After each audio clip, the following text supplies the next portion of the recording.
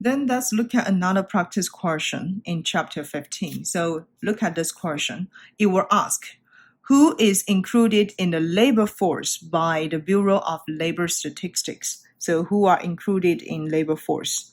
So labor force has two subcategories, if you still remember, right? So labor force, I'll just write it down, sorry. So labor force will have two subcategories, okay, including employee or unemployed. So employee here, including either you are a part-time or full-time, or like the self-employed, okay? We're also including the self-employed here. Self-employed. Okay. For the unemployed, we notice the persons who not working, but I'll just write it down. Even they are not working, but active in job search.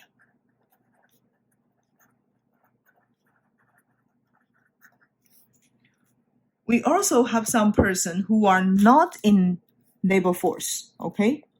So there are some people who are not in labor force. So the person who are putting in the not in the labor force, it means they are not working, of course, and at the same time they are not active in job search. So not active in job search.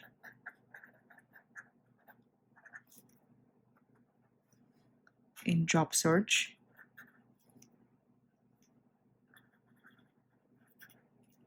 Okay, so this question asks, who is included in labor force by the Bureau of Labor Statistics? Let's look at option A.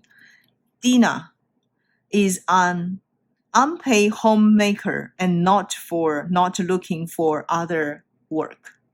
So probably he will count it in not in the labor force because he's not looking for any other work, right? And let's see, Calvin, a full-time student, not looking for work. So he is not looking for work, which means he is also not in the labor force. Now let's look at the last one. Sarah, who doesn't have a job but is still looking for a job. So option C here satisfied unemployed definition by the Bureau of Labor Statistics. Then let's look at another practice question. Jenna is searching for a job that suits her taste about where to live. Mary is also looking for a job that makes the best use of her skills. So, which categories you should put in about their unemployed? Okay, so based on this, if you still remember when we talk about the natural rate of unemployment or like natural unemployment.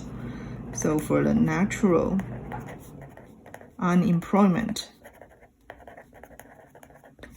there is two big reasons will contribute to natural rate of unemployment, right? The first one could be frictional unemployment.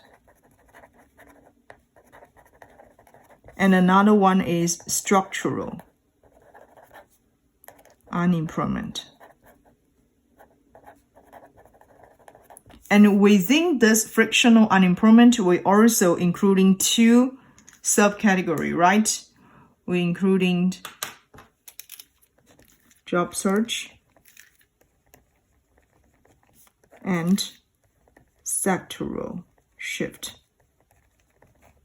Okay, so job search, either you will search for a job that suits your taste, or you look for a job that might be satisfied to your major, right, to apply your skills. Therefore, according to those definitions here, Jenna is searching for a job that suits her taste about where to live. So definitely Jenna the unemployment for Jenna will be frictional unemployment, right?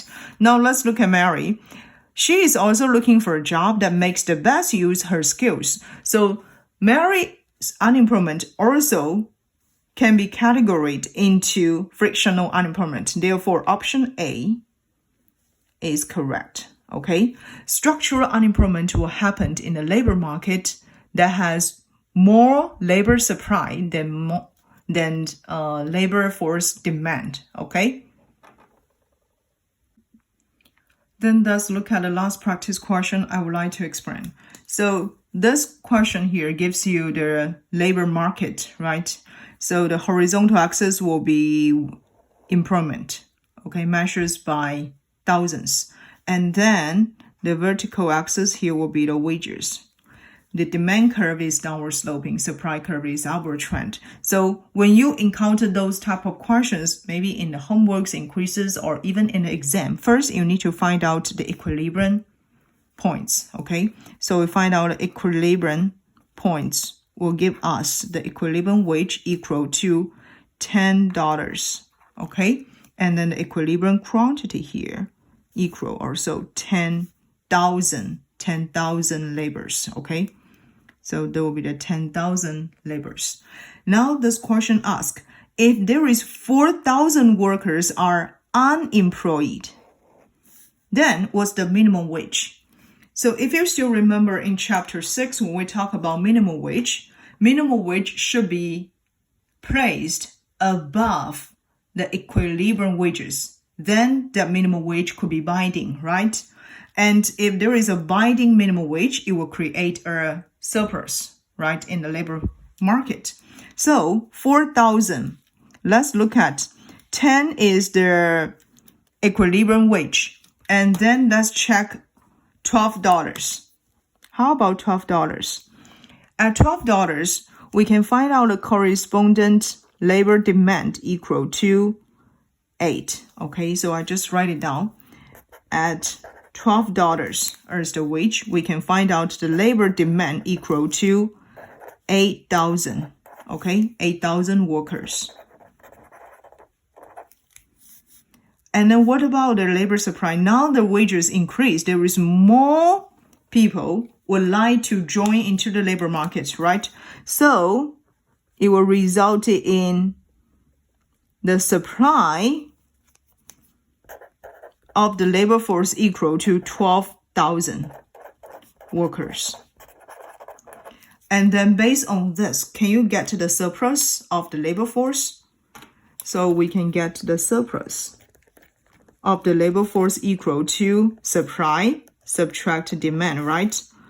So we will have 12,000 workers subtract 8,000 workers, which will give us 4,000 workers. If there are 4,000 workers in the labor market, is treated as surplus, which means it will create unemployment for those 4,000 workers. Therefore, option C is correct.